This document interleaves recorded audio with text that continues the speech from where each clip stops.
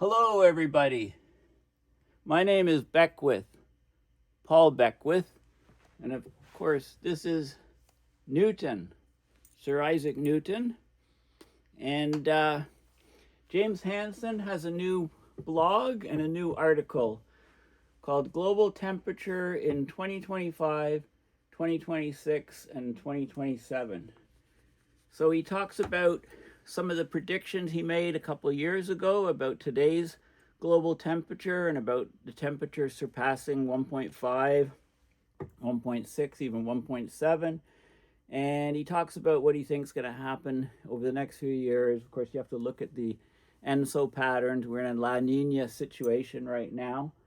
So you don't want to miss his post. So let me talk about it in this video.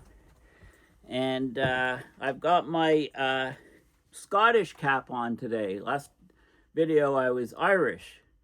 So this is Harris tweed, hand-woven cloth, Outer Hebrides of Scotland, 100% pure wool.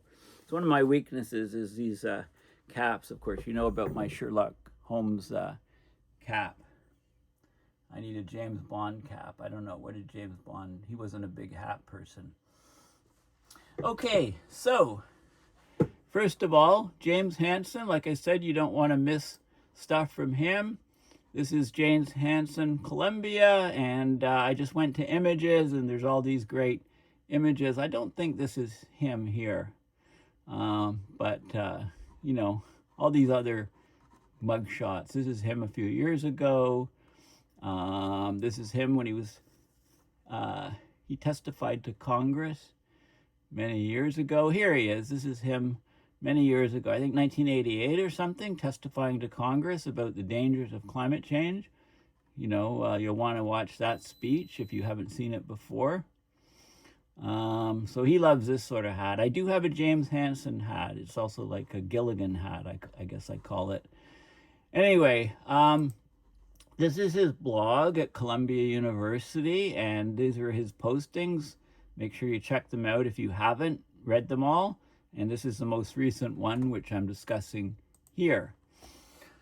Okay, so what he does is he plots global surface temperature relative to the 1880 to 1920 base period. And that's what he uses. It's excuse me, 40-year bracketing, 40-year period bracketing 1900.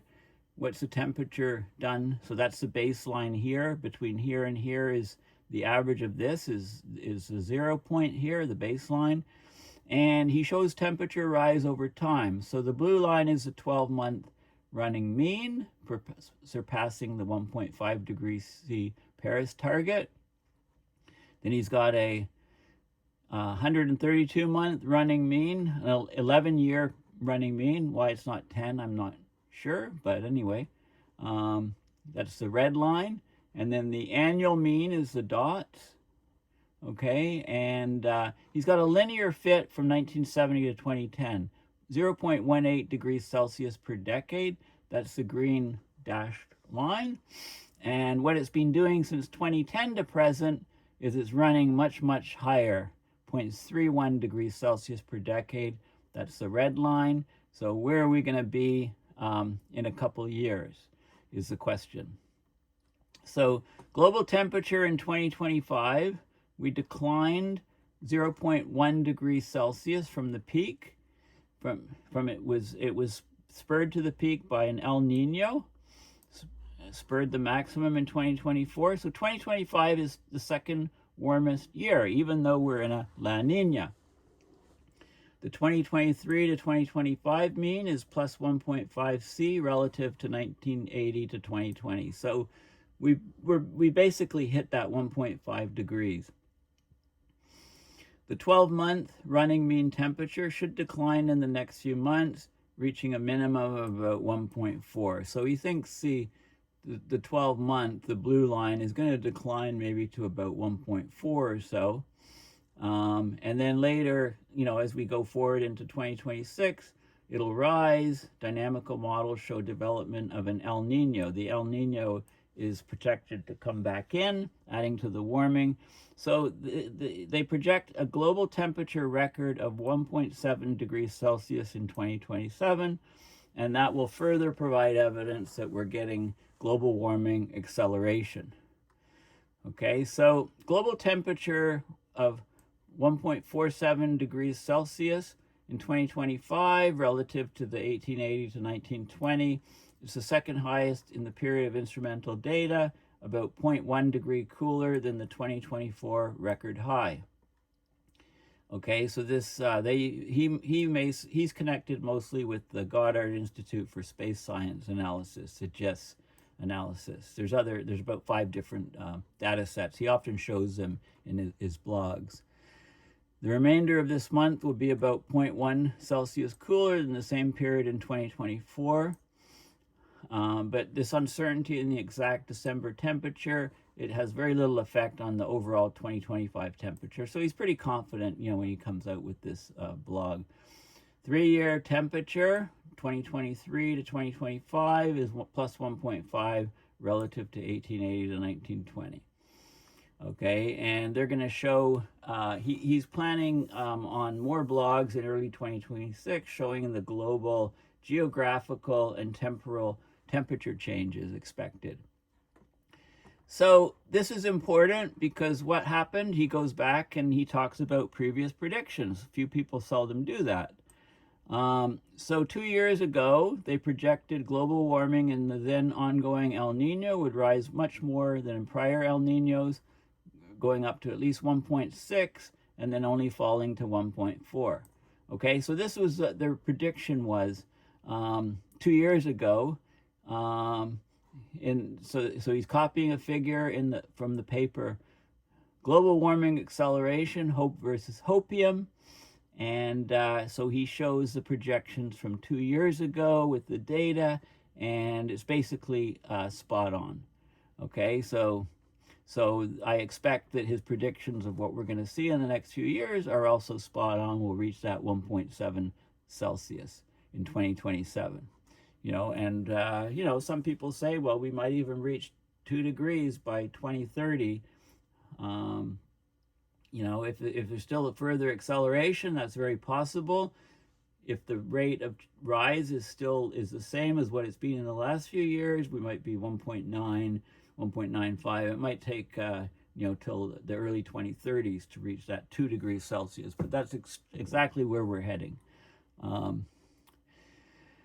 So some of the unusual warming is, of course, because of the long-term global cooling effect of aerosols has recently shifted to warming because we've been reducing the number of aerosols, not just over the land, like over China and India, with cleaning up of industry and less coal burning, but also because of the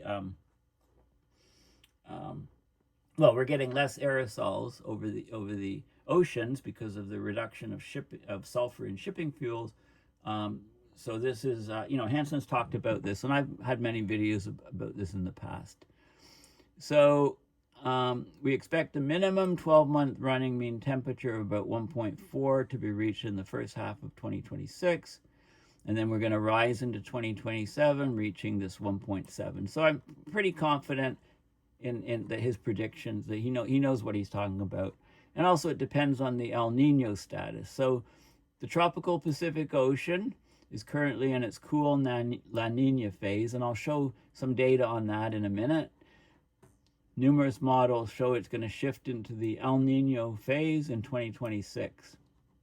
Okay, so he's plotting sea surface temperature anomaly, degrees Celsius, over time, and you can see these, the cutoff for El Nino is above 0.5 degrees. And this is Nino 3.4. I'll talk about that more. So El Nino, and if it's below minus 0.5, the anomaly, then it's a La Nina. And you can see the La Ninas are generally not as large in magnitude as the El Ninos. Okay, so this is So the Nino 3.4 index characterizes the El Nino Southern Oscillation, or ENSO for short, status. This is the largest natural source of global interannular temperature variability. And warmer cold anomalies need to exceed 0.5 degrees Celsius for several consecutive months to qualify either as an El Nino or La Nina.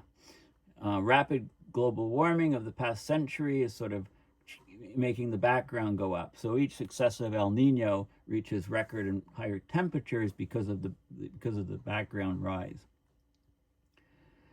The strongest El Nino relative to the surroundings was the 1997 to 98 El Nino.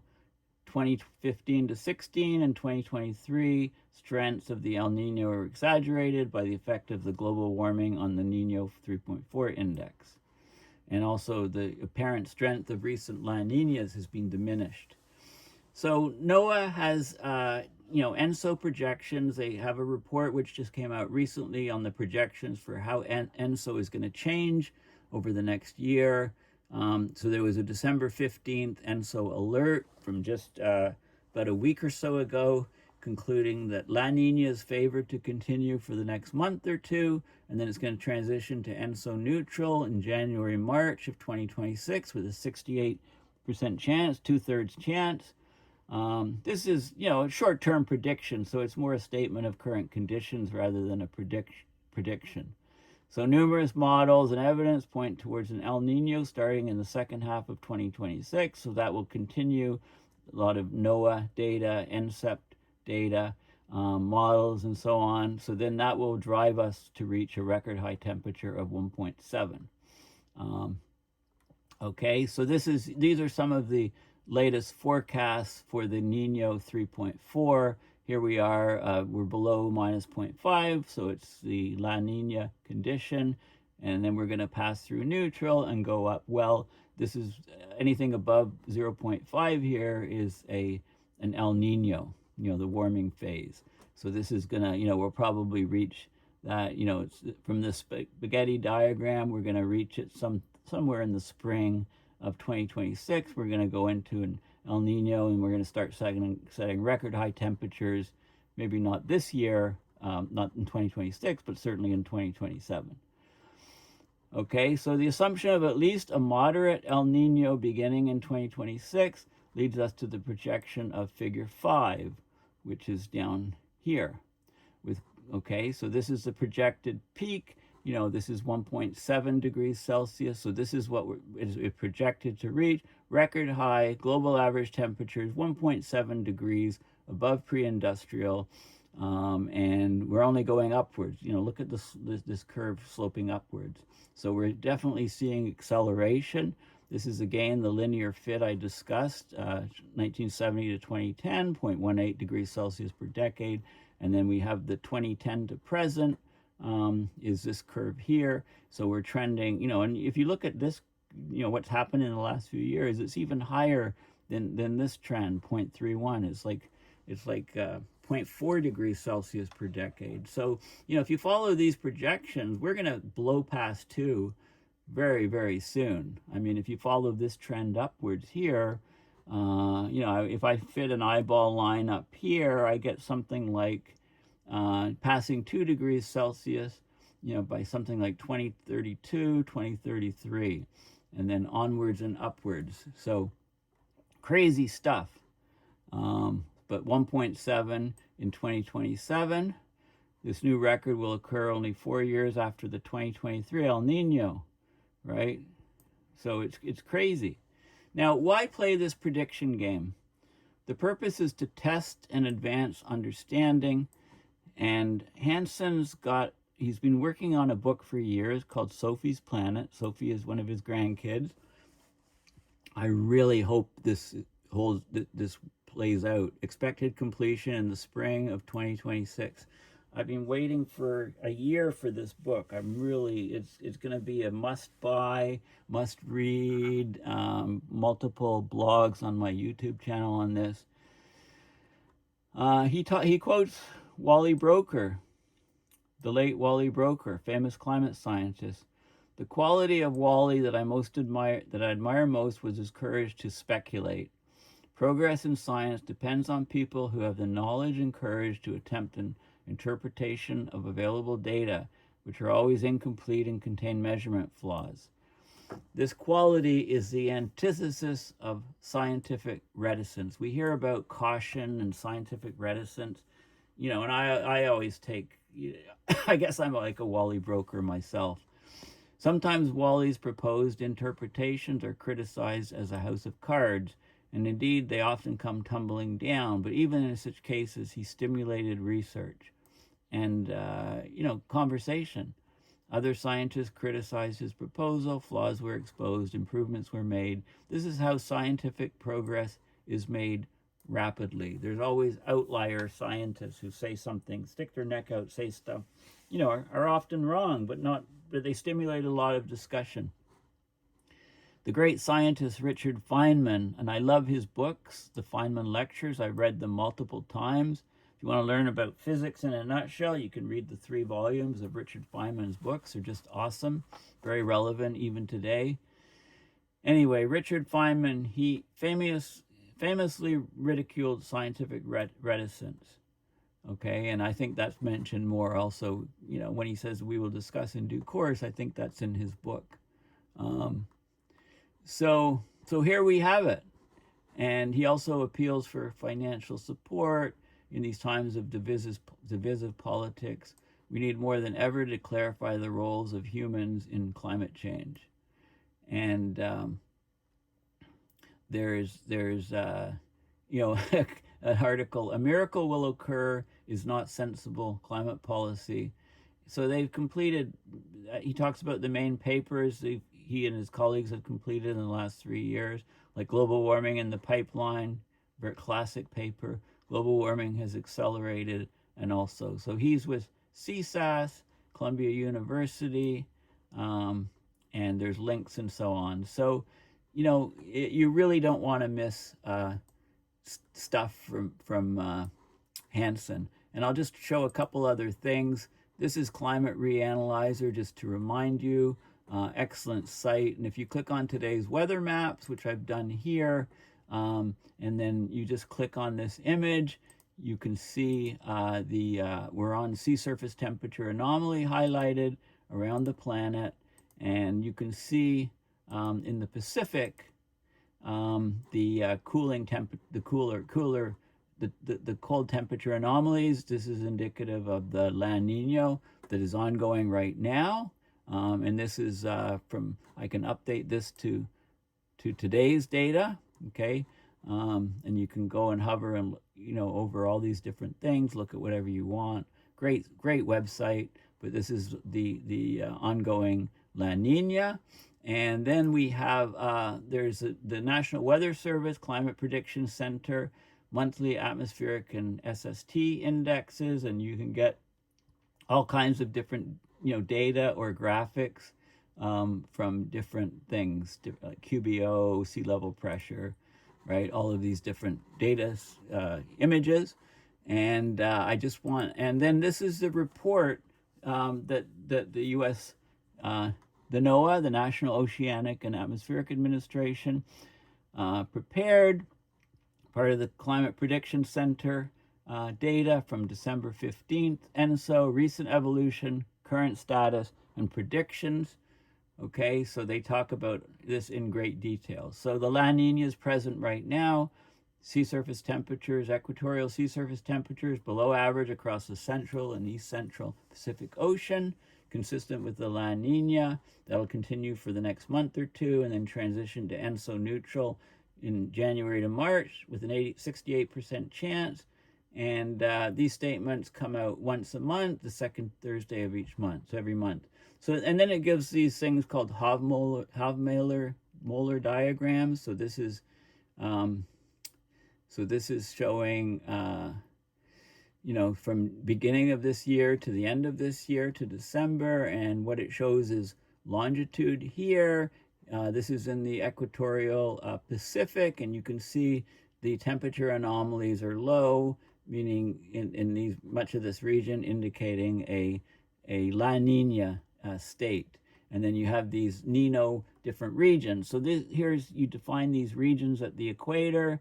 up to plus or minus 5 degrees latitude. So we're talking about temperatures in these regions. So this is the Nino 3 point. This is the Nino 4 region. This is the Nino 3 region. The Nino 3.4 is an overlap of parts of region 4 and parts of region 3 in these this region of the Pacific, and then you got the Nino 1 and 2 over here. So this is the temperature anomalies. The last weekly sea surface temperature departures, minus 0.7 for 3.4, minus 0.8 for 3, 1 and 2, minus 0.3, Nino 4. So basically the Nino 3.4 is talked about most because the anomaly is below minus 0.5. It is classified as a La Nina right now. And you can see the sea surface temperature anomalies in the different regions. And then these diagrams show you more of the sea surface temperature anomalies also. And there's lots of information as you go down to the bottom of this file. Lots of stuff about ENSO patterns, outgoing long wave radiation anomalies, and the different temperatures in the in a chart as opposed to a map, official forecast probabilities. So this is the this is issued December 2025. We've got the La Nina dropping off. We've got the neutral state here and probabilities, and it looks like an El Nino, is starting to come alive as we go into the new year. He's got the model predictions, and he showed one in the paper. This is what he showed. I think he cut and pasted this into his blog. Atmospheric anomalies also in that region, and then the effects on U.S. precipitation and temperature. So departures from normal over the U.S. that are related to the ENSO. So this advisory is great. So Hansen is relying on that quite a bit in his most recent blog. Okay, so you don't want to miss his blogs, like I say, very, very important stuff. And yeah, I want to thank you for listening. Please go to my website, paulbeckwith.net, and donate to PayPal to support my research and videos. I have a GoFundMe, sort of a general GoFundMe to support my climate education initiatives. So please consider, Christmas holiday season giving, please support me so that I can continue to do, to repeat and do all these videos on climate education into the new year. So I'm on social media, all different aspects of social media, and make sure you search for Paul Beckwith on social media, because I post quite a bit. Lately I've been posting quite a bit, and there's loads of discussion on some of my videos, especially the polar vortex one on Reddit. So I post to various subreddits on Reddit, including climate, collapse, and there's multiple other ones as well. Anyway, thank you for listening, and happy holidays. Bye for now.